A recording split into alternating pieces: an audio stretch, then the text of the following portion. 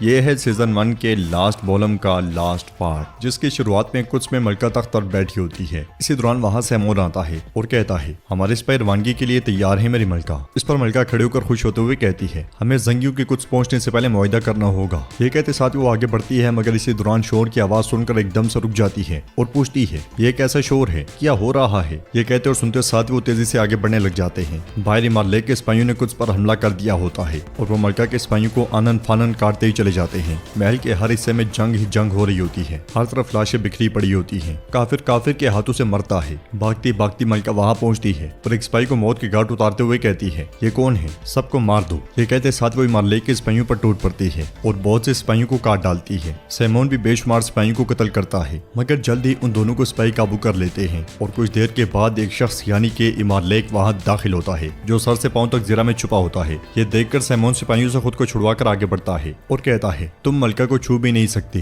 مگر مارلیک پل بھر میں اسے مار ڈالتا ہے۔ ملکہ اس سے پوچھتی ہے تم کون ہو؟ یہ سن کر مارلیک اپنے چہرے سے خود اتار دیتا ہے، جسے دیکھتے ساتھ ہی ملکہ چونک جاتی ہے اور اس کے منہ سے بے ساختہ نکلتا ہے مارلیک۔ یہ کہتے ساتھ وہ ہتھیار ڈال دیتی ہے۔ دوسری جانب سلطان جنگ پر روانہ ہونے کی تیاری کر رہے ہوتے ہیں اور ان کی دونوں بیگمات ان کی مدد کر رہی ہوتی ہیں۔ ملکہ خاتون ان سے کہتی ہیں آپ برسوں سے کچھ کا خواب دیکھ رہے ہیں، انشاءاللہ آپ اس خواب کو پورا کرنے کے بعد واپس آئیں گے۔ پھر عصمت خاتون کہتی ہیں ہمارا پیدا ہونے والا بچہ کچھ کے فتح کی علامت ہوگا انشاءاللہ۔ اسی دوران وہاں وزیر احمد آتے ہیں اور آداب جا لانے کے بعد کہتے ہیں میرے سلطان سلیبیوں کا ایک ایلچی آیا ہے، وہ آپ سے بات کرنا چاہتا ہے۔ یہ سن کر سلطان کہتے ہیں آنے دو اسے۔ سلطان کی بیگمات چلی جاتی ہیں اور سلطان تخت پر جا کر بیٹھ جاتے ہیں۔ ایلچی آتا ہے اور سلطان سے پوچھتے ہیں اب چونکہ جنگ دروازے پر تھی تو کیا اسی وجہ سے ملکہ وکٹوریہ نے اپنے ایلچی بھیج دیا؟ اس پر ایلچی کہتا ہے ملکہ وکٹوریہ نے نہیں بلکہ شہزادے مارلیک نے مجھے بھیجا ہے۔ ادھر وکٹوریہ مارلیک سے کہتی ہے والدن نے بہت سی غلطیاں کی، مجھے اسے تخت سے ہٹانا پڑا، اس کے بعد میں نے ہر ممکن کوشش کی لیکن ہم برنارڈ کی وجہ سے ہار گئے،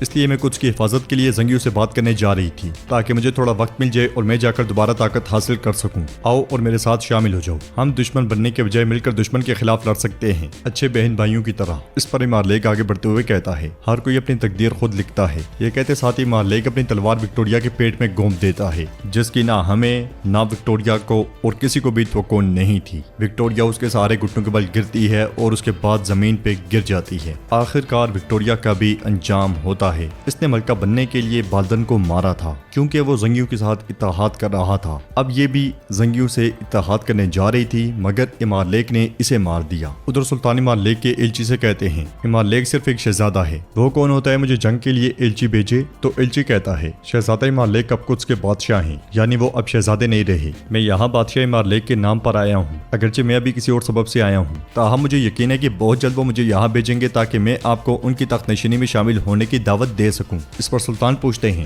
ملکہ وکٹوریہ کے بارے میں کیا خیال ہے؟ اسے ابھی اس کے کیے ہوئے بہت سے اعمال کا حساب دینا ہوگا، اس کے سب اعمال کا حساب چکانے کے لیے ایک عظیم فوج کے ساتھ ہم کچھ کی طرف اپنی مہم شروع کرنے والے ہیں۔ کیا مارلیک اس خبر کے بارے میں جانتا تھا؟ جواباً ایلچی کہتا ہے میں آپ کو یقین دلاتا ہوں کہ وہ اس سے بھی زیادہ جانتے ہیں، بلکہ وکٹوریہ اب تک زندہ نہیں ہوگی۔ تو سلطان کہتے ہیں پھر اپنے بادشاہ سے جا کر کہو کہ جنگ میں ہمارے سامنے جو بھی کھڑا ہوگا وہ کچھ میں زیادہ دیر تک نہیں رہ سکے گا۔ ایلچی کہتا ہے بادشاہ سلامت آپ کو من کی پیشکش کرتے ہیں اور ملکہ وکٹوریہ نے آج تک جو کچھ کیا اس کی وجہ سے معافی مانگتے ہیں۔ جواباً سلطان کہتے ہیں کیا تمہیں لگتا ہے کہ آج تک جو خون ریزی اور کیے جانے والے ظلم کی قیمت چکائے بغیر تم بچ سکتے ہو؟ ایلچی کہتا ہے بادشاہ سلامت نے پیشکش کی ہے کہ اگر آپ جنگ چھوڑ دیں گے تو آپ کو سونے کے 1,00,000 سکے ادا کیے جائیں گے۔ یہ سن کر سلطان کہتے ہیں کچھ کے مسلمانوں پر ہونے والے اس ظلم کے بعد اگر تم مجھے سونے کے پہاڑ بھی دے دو تو بیکار ہوں گے۔ اس پر ایلچی کہتا ہے بادشاہ سلامت اس کے لیے جو ضروری ہوا کریں گے، اور اگر آپ جنگ ترک کرنے اور امن کا انتخاب کریں گے تو وہ 1,000 مسلمان قیدیوں کو رہا کر دیں گے اور کچھ میں تمام مسلمانوں کی حالت کو بہتر بنائیں گے۔ سلطان کہتے ہیں ہمیں تم پر اعتماد نہیں، ہم جب کچھ فتح کر لیں گے تو تب ہمارے مسلمان بھائیوں کو آزادی مل جائے گی۔